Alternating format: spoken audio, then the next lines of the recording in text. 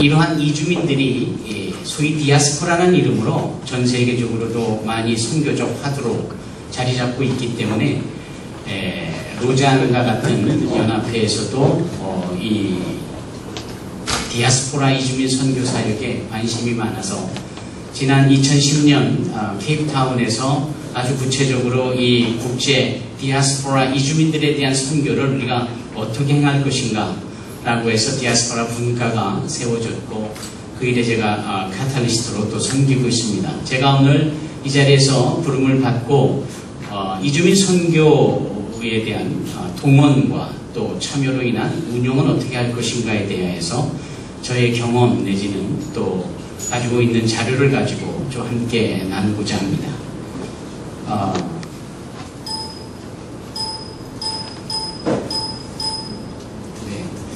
2000년도에는 이러한 이주민들, 사실 이주민들은 디아스포라의 결과물이죠. 디아스포라라는 것은 흩어진 것이고 스캐터된 것이고요.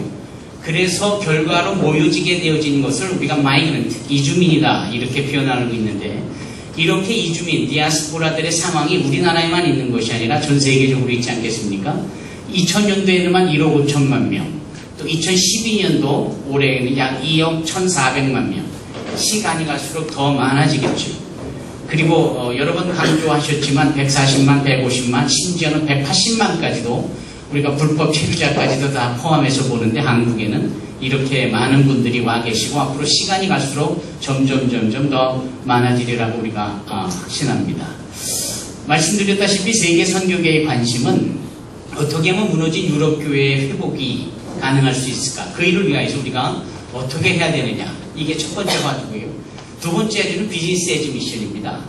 비즈니스를 어떻게 도구화해서 또는 성과 속을 구별해 놓은 이 잘못한 것을 어떻게 좀 일치시켜 나갈 것인가. 또 제한받고 있는 선교에 대하여서 비즈니스를 어떻게 효과적으로 사용할 수 있는가. 뭐 이것도 전략 중에 하나인 것이죠. 그리고 늘 모슬렘이 9.11 사태 이후에 대단히 공격적으로 포교 활동을 펼치고 있는 바 기독교계, 선교계가 이 부분을 어떻게 대처해야 되는지 또한 아주 큰 화두고요. 그리고 못지않은 화두가 이 디아스포라 이주민들에 대한 화두입니다. 도대체 흘러가고 흘러오는 우리 지역사회에 찾아온 이 수많은 사람들을 어떻게 우리가 선교의 대상으로 그들을 선교의 전략의 동반자로 여길 것인가. 이것이 바로 오늘날 세계 선교계의 화두이고 우리 선교계에 주는 과제이기도 합니다.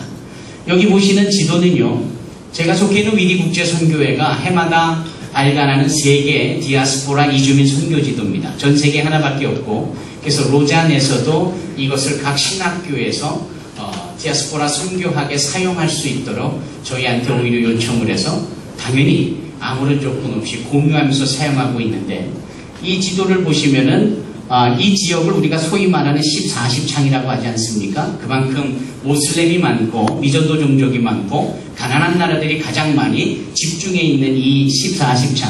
그래서 모든 국제선교단체가 이 부분에 대해서 전략적으로 공유하고 집중하고 있는데, 그쪽에 있는 우리를 만나야 될 사람들이 거꾸로 세계를 향하여, 유럽을 향하여, 북미로 향하여, 아시아로 향하여, 특별히 한국을 향하여 오고 있다라는 것이죠.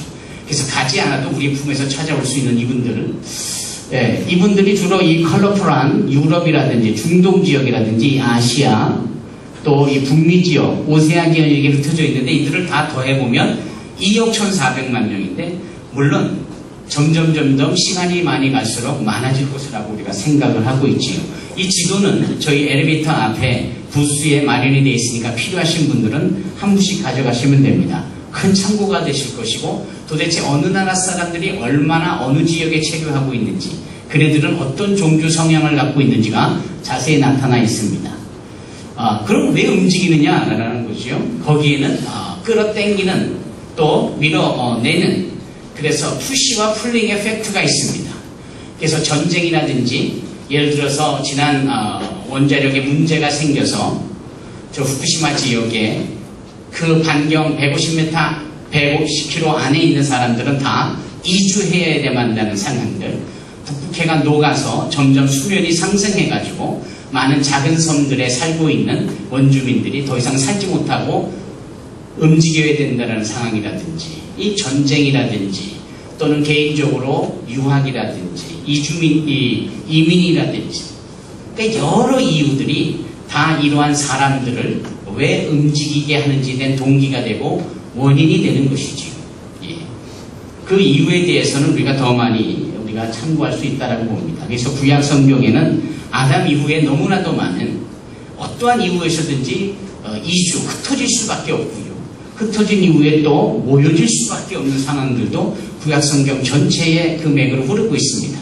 대표적인 것이 출애굽과 그리고 바벨론에서의 포로 귀환이 결국은 흩어진 디아스포라적인 상황에서 복음의 통로가 되어진 채 다시금 모여지고 회복의 역사로 이루어지는 것이 구약 성경 전체의 디아스포릭적 히스토리 아닙니까? 신약 성경도 마찬가지지요. 흩어지고 또 모여지는 일들이 성경 전체의 역사요 사건이라고 해도 과언이 아닌 것이지요. 그래서 성경이 말하는 디아스포라 이주민 선교에 대한 부분은 사도행전 17장 26절로 27절에 여러 말씀들이 있지만 그들의 거주의 경계를 하나셨으니 이는 사람으로 하나님을 혹 더듬어 찾아 발견케 하심이로되 분명히 하나님의 뜻이 계셔서 구속사적인 뜻이 계셔서 사람들을 흩으시고 또 모이게 하신다라는 겁니다. 그래서 이사야 49장 11절로 12절의 말씀에 보면 아시다시피 너무나도 유명한 선교의 장이지 않습니까? 거기에 이 디아스포라 이주민 선교에 대해서 말하고 있는데 내가 나의 모든 산을 길로 삼고 나의 대로를 도드리니 혹자는 원방에서 혹자는 북방과 서방에서 혹자는 신임 땅에서 오리라. 도대체 움직이기가 어려웠던 그러한 지리적인 요소까지도 하나님께서 다 말끔히 신장로로 만들어 놓으시고 왜? 가게 하는 것보다도 많은 사람들은 원방에서 서방에서 북방에서 오게 하려 한다라는 거죠. 3000년 전에 기록되어져 있는 이사야 선지자를 통한 예언서 속에 선교의 컨셉이 이주민 선교라는 거예요. 가지 않아도 오는 선교다 말이죠.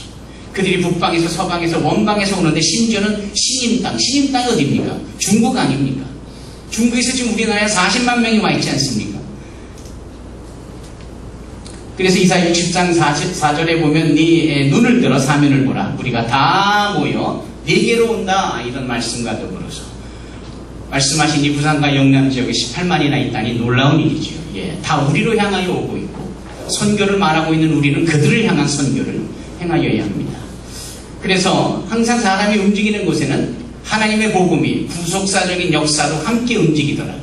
한국에 찾아온 이 150만 명 이상이 되는 이주민들이 단순히 경제적 요소로만 온 것이 아니라 그 배경에는 하나님의 구속사적인 역사와 그 뜻을 이루기 위하여 어쩌면 이 시대에 2만 3천 명의 선교사를 보냈지만 질적으로 많이 떨어져 있는 우리에게 새로운 선교의 기회를 제공하시기 위하여서 사람들을 우리의 품으로 보내셨다라고 우리가 볼 수 있는 겁니다. 그래서 복음의 유익, 복음의 흐름, 복음의 기회가 사람들의 움직임 속에서 돈을 따라 움직이는 이 사람들의 움직임 속에서 성령의 움직임 속에서 우리 가운데 있다라는 것이죠. 당연히 대임령의 성취를 이룰 수 있고 대임령을 복음적으로만 성취할 것이 아니라 큰 계명인 하나님을 사랑하고 이웃을 사랑하는 이런 통전적인 선교로도 함께 이룰 수 있다는 점에서 강력한 도전이 되고 있습니다. 예, 하나님이 우리에게 주시는 새로운 선교의 도전입니다. 모슬렘 지역이라고 말씀드리면 저 중동 지역이겠죠. 예, 바로 눈으로 보시는 이 지도 안에 있는 대부분의 나라가 모슬렘의 나라입니다. 구약 성경의 역사의 그림이죠. 여기 UAE 아랍에미리트 연방에 보면은요 전체 인구가 480만 명입니다. 그 중에 19%만 순수한 원주민이고 나머지는 다 이주민들입니다. 디아스포라들이 찾아감으로 인하여서 그들의 인구가 480만이 됐다라는 거예요. 바레인만 봐도 73만 명이 되는 인구 속에 디아스포라들이 24만 명 정도입니다. 쿠웨이트는 어떻습니까? 270만 중에 130만 명이 이주민들입니다. 디아스포라들이. 또 카타르도 그렇고요. 83만인데 아랍 사람은 불과 40 그리고 60%가 이주민들입니다.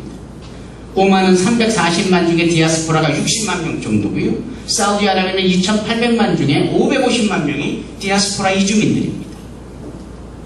예멘이라는 곳은 인구가 2,300만인데 아직 저희가 정확한 이 이주민들에 대한 통계 자료가 없어서 하지만 여기도 이주민들이 아주 많은 것이죠. 도대체 왜 이렇게 많은 것인가? 그리고 이주민들이 평균치로 보면은 주로 한 45% 이상이 이주민들로 돼 있어서 이주민이 없으면 사회 구성이나 사회의 인프라가 움직여지지를 않는 구도가 바로 중동입니다. 거기에 소위 크리스찬들의 이주의 형태가 나타나진다면 필리핀과 같은 그런 크리스찬 디아스포라들이 현지에 많이 들어가 있을 때에 그 중동 지역에 아주 효과적인 선교 사역이 이루어지지 않겠습니까? 그 메카가 있고 그 모슬렘의 가장 큰 핵심 속에 어떻게 복음적 선교 접촉을 이루겠습니까만 디아스포라라는 통로를 통하면 이주민이라는 통로를 통하면 얼마든지 가능하다라는 것이죠. 그래서 여기 보시면 이게 그 유명한 두바이에 있는 칠송 호텔입니다. 이 그림을 느닷없이 여기다 넣는 이유는 이렇습니다. 이것을 그 유명한 칠송 호텔을 디자인하는 건축기사가 여기다 십자가로 아주 멋지게 이 건물을 디자인했다고 합니다. 그걸 두바이가 몰랐고 주변의 아랍 국가들이 몰랐다고 하죠. 나중에 이 걸프의 건너편에 있는 이락과 사우디아라비아가 알고 그거를 문제 삼았지만 어떻게 큰 십자가가 세워지고 그것이 우리나라를 향할 수 있느냐? 철거해라. 어떻게 철거합니까? 이런 해프닝을 말씀드리는 이유는 그렇게 모슬렘 한복판에 두 속에 십자가가 세워져 있다라는 사실로 보아서 하나님께서 디아스포라 이주민들을 통하여서 그 모슬렘 쪽에 구원해 계시다라는 것이죠. 저희 단체에서 보낸 선교사가 있어요. 필리핀 근로자로 한국에 왔다가 선교사가 돼서 그곳을 갔죠. 그분이 뭘 하느냐? 그곳에서 와 있는 자기네 나라 필리핀어들, 디아스포라들을 대상으로 선교를 합니다. 오토바이 타고 다니면서 그네들의 가정집에 들어가서 가정부로 일하고 있는 자기네 나라 사람들에게 상담을 해주고 기도를 해주고 아워 데일리 브레드 같은 책을 주고 그리고 주일이 되면 즉 그 금요일이 되면 약속된 장소로 모여서 소위 이 리무진 버스로 이 도시 관광을 합니다. 그러나 겉으로 볼 땐 도시 관광이지 50명이 모여 타는 리무진 버스에 70, 80명씩 모여서 꽉 껴가지고 두세 대씩 다 타고 나면 버스가 떠나지 않겠어요? 두바이 시내를 돌지 않겠습니까? 2시간 동안. 누가 봐도 그것은 관광입니다만 그 움직이는 버스 안에서 그들은 손뼉을 치며 찬양하고 설교를 하고 말씀을 듣고 함께 기도하고 모바일 처치가 일어나고 있는 겁니다. 움직이는 버스 안에서의 교회가 대단한 겁니다. 이러한 이주민을 통한 선교 사역이 정말 종교성으로 눈빛 들인 이 중동 지역에 왕성하게 일어나고 있다는 것인데 이것이 바로 이주민 선교 사역의 매력입니다. 그래서 제가 로잔 대회에서 만났던 어느 선교사의 이런 상황을 설명을 해줬더니 이분이 직접 그 당시에 카타르 도하를 가본 거예요. 그리고는 자기가 느껴본 바를 저에게 편지를 써왔는데 잘 안 보이시니까 제가 읽어드리겠습니다. 저는 카타르 도하에서 필리핀 친구들과 함께 지내고 있습니다. 카타르 현지인들은 20만 밖에 안 되는데 필리핀어들이 30만 그리고 네팔리가 30만 그 외 파키스탄이 인디안 등등 어떻게 된 나라인지 영문을 모를 정도입니다. 그래서 그런지 디아스포라 사역의 역사가 엄청나게 일어나는 현장인 것 같습니다. 여기 제가 관련되어 있는 이반젤리컬 처치스 얼라이언스 카타르에만 75개의 교회가 있고 11월 말에 5,000명이 운집하는 대규모 집회를 계획하고 있습니다. 네팔 교회 한 곳에는 1,000명이나 모이고요. 그 외에 인디안들도 큰 그룹을 이루고 백인으로 구성되는 남아프리카 교회도 강하게 일어난다라는 거예요. 모슬렘 한복판에서 디아스포라 이주민들 때문에 이런 일들이 일어난다라는 거죠. 심지어는 카타르 국왕은 두바이를 흉내내기 위해서 외부로부터 투자를 받기 위해서 크리스찬을 아예 환영하고 기독교를 인정해서 왕이 종교 부지를 허락을 해서 교회를 세울 수 있습니다. 이게 다 디아스포라 이주민들 때문에 가능한 것이죠. 유럽은 뭐 잘 아시다시피 다음 시간에 우리 박수웅 목사님께서 직접 유럽 교회 현황을 말씀해 주실 텐데요. 넘어가겠습니다. 제3지역에는 이 인도의 북동부 인디아 이 나가랜드라는 조그만 곳에도 얼마나 많은 모슬렘권의 방글라데시 사람과 그리고 불교권의 미얀마 또 부탄 사람들 그리고 라마 불교의 티벳 사람들 힌두교권의 네팔 사람들이 와 있는지 전체 인구가 200만인데 이주민들은 45만 명입니다. 그곳에 있는 사람들이 품 안에 찾아온 이주민들을 대상으로 선교를 하여야 되는데 마치 우리나라 지난 20년 전처럼 이네들의 출현에 대해서 선교적으로 이해를 하지 못하고 있고 기독률은 거의 100%를 육박하는 기독교주의인데 찾아온 이들을 대상으로 어떻게 아예 관심조차 갖고 있지 않는 것이 과거 20년 전 우리나라 모습하고 똑같아서 제가 소개하는 겁니다. 저희가 이곳에 가서 이주민 선교를 하면서 현지 교회에 이주민들에 대한 관심을 갖고 사역에 집중하도록 저희가 선교 사역을 하고 있습니다. 그럼 한국은 어떤가? 예. 아시다시피 정주, 비정주 신분이 있죠. 정주라면 와서 계속 머무는, 그래서 난민들이나 국제결혼한 분들이 이제 아예 우리나라처럼 정주가 되어지는, 그래서 우리는 그들을 대상으로 다문화 선교가 아닌 다문화 목회를 해야 되고요. 왔다 가는 유학생들이나 근로자들은 다문화 선교로 여겨야 합니다. 그래서 다문화 선교와 다문화 목회가 함께 벌어질 수 있는 가능성이 있는 것이 우리나라지. 이와 같은 신분, 근로자, 유학생, 국제결혼, 다문화 가정, 난민, 비즈니스로 오는 분들, 아메리칸 GI들, 또 관광을 위해 단기 방문하는 팀들, 예, 얼마나 많은지 몰라요. 저는 지난 주일에 천안의 호서대학교 근처에 우리 다문화 가정 8명이 모이는 그들을 위하여서 조그만 예배 처소를 주님의 은혜 가운데 설립을 했습니다. 예. 8명의 여성들을 위하여서 조그만 예배 처소가 세워진 거예요. 예. 가까운 호서대학교 내에 호서교회로 오라고 해도 거기를 가보면 한국인들을 위한 예배와 프로그램들만 있기 때문에 이들이 거부감을 갖더라고요.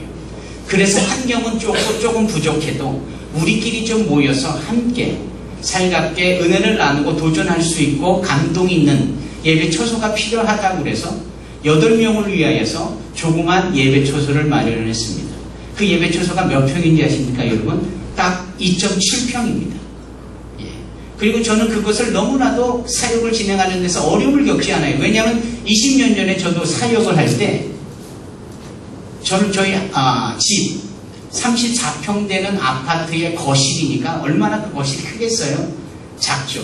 거기서 저는 이주민 선교 사역을 했거든요. 한국 사람 예배 드리면 1시간 뒤에 가나 사람이 오고 필리핀 사람이 오고 파키스탄 사람이 오고 인도네시아 사람이 오고 중국 사람이 오고 하루에 7번씩 예배를 드렸어요. 그 조그만 거실에서.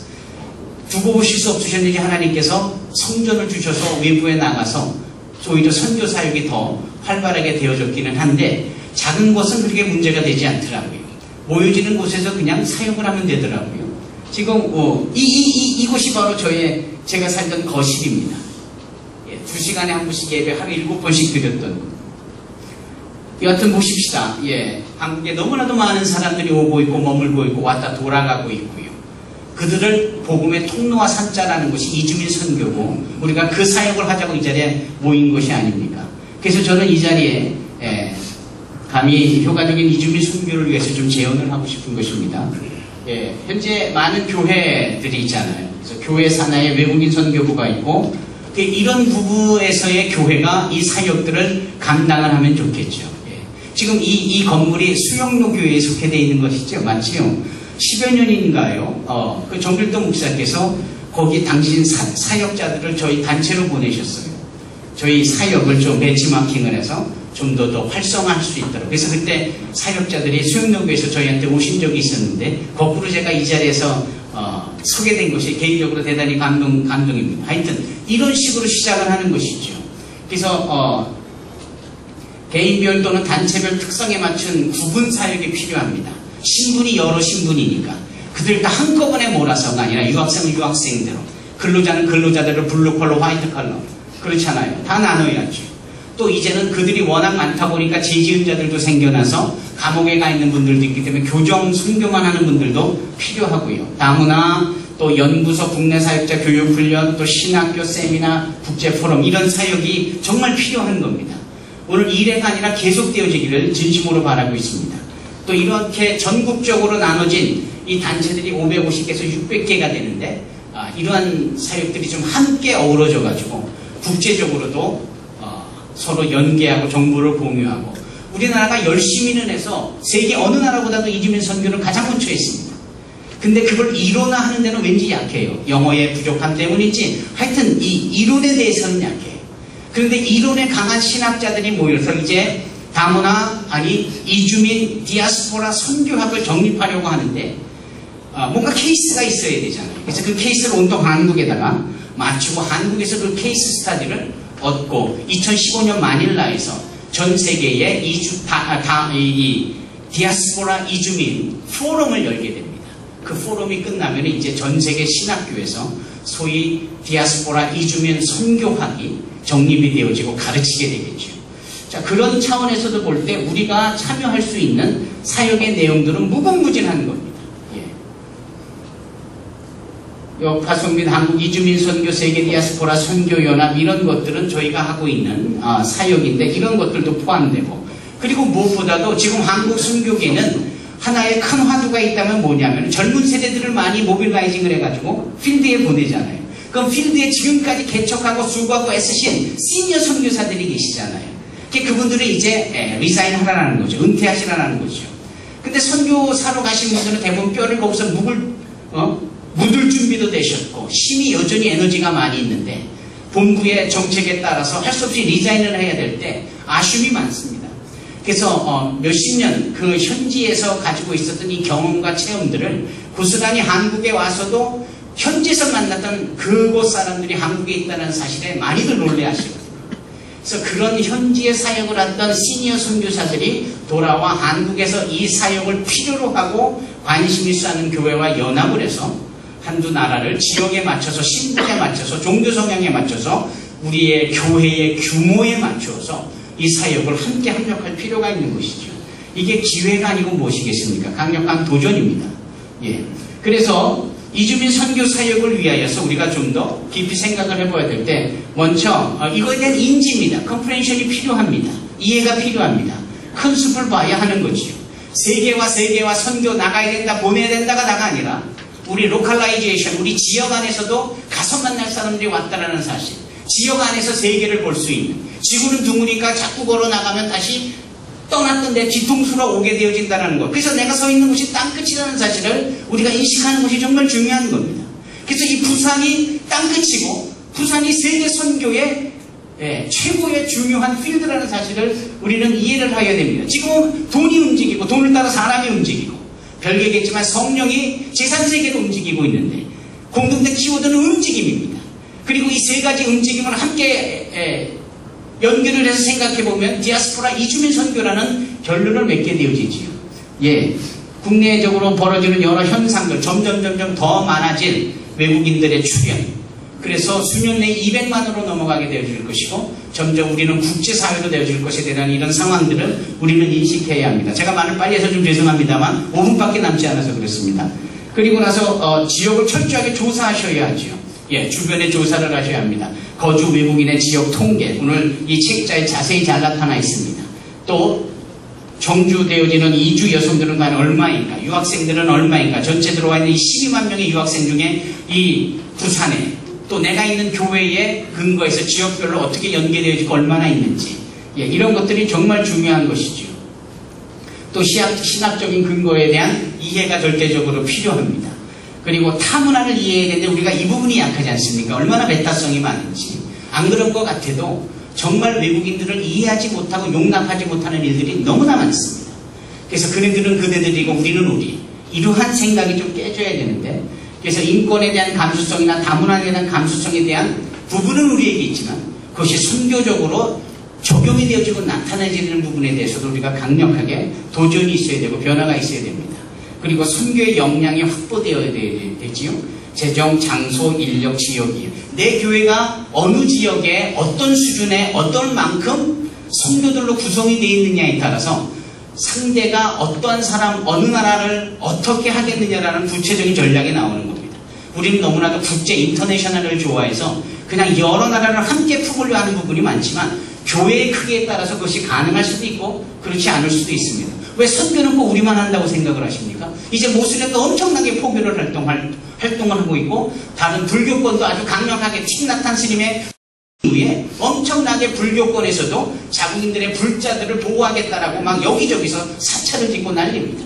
힌두교는 아예 떠나면서부터 기독교를 적으로 간주하는 샤프로나이제이션이 그들에게 있어가지고 한국에서 이제 힌두교권에 대해서도 상당히 우리가 조심해야 되고 경계해야 될 대상입니다.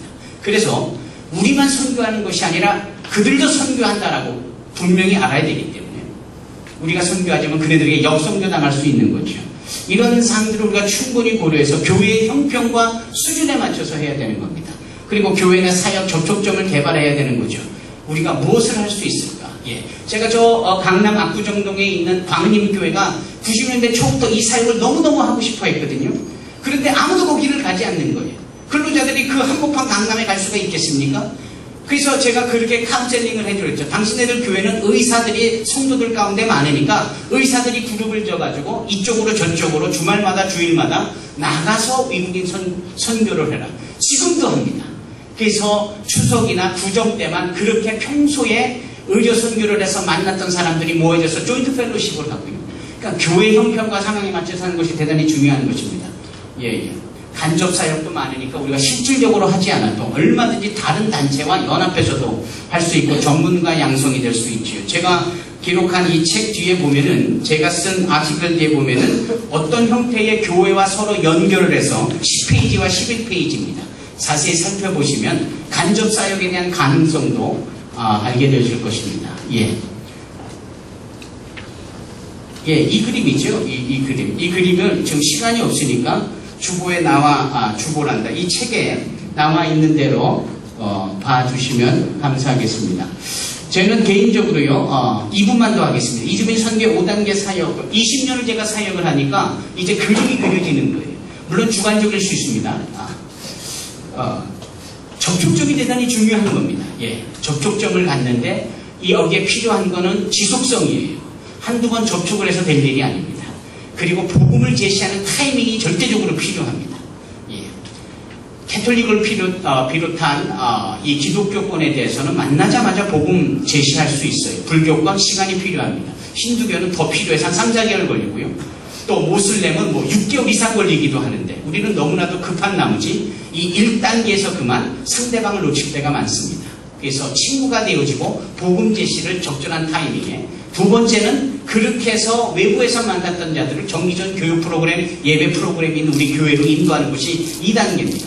그리고 그네들을 계속해서 키워나가되 독립을 시켜야죠. 꼭 우리 안에서만, 우리의 섬김 속에서만 있어야 된다는 것은 착각입니다. 네비우스적으로 그들도 독립할 수 있도록 해줘야 되는 겁니다. 그리고 더 나아가서는 반드시 돌아갈 수 있도록 선교의 재생산이 우리나라 안에서 또 제3의 사계에서도 나타날 수 있도록 그들을 파송할 수 있도록 해야 되는 것이죠. 그리고 파송되어진 이런 것들이 여기저기서 함께 공유되어지고 연합이 되어지고 하는 것이 필요합니다. 저희 단체에서는 그래서 전국적으로 이주민 선교 훈련학교 마이그런트 미션 트레이닝 스쿨을 해마다 클래식 정기교육과 인텐시브 과정, 지방에도 이 사역을 하고 있어서 지금까지 7년 동안 이 사역을 하고 있는데요. 한 130명이 참여를 했는데 정식으로 수료되어진, 그래서 사역을 하고 있는 분들은 한 75명에 이릅니다.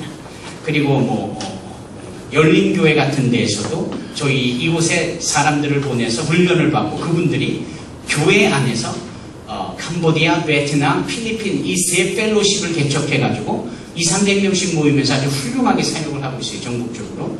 예.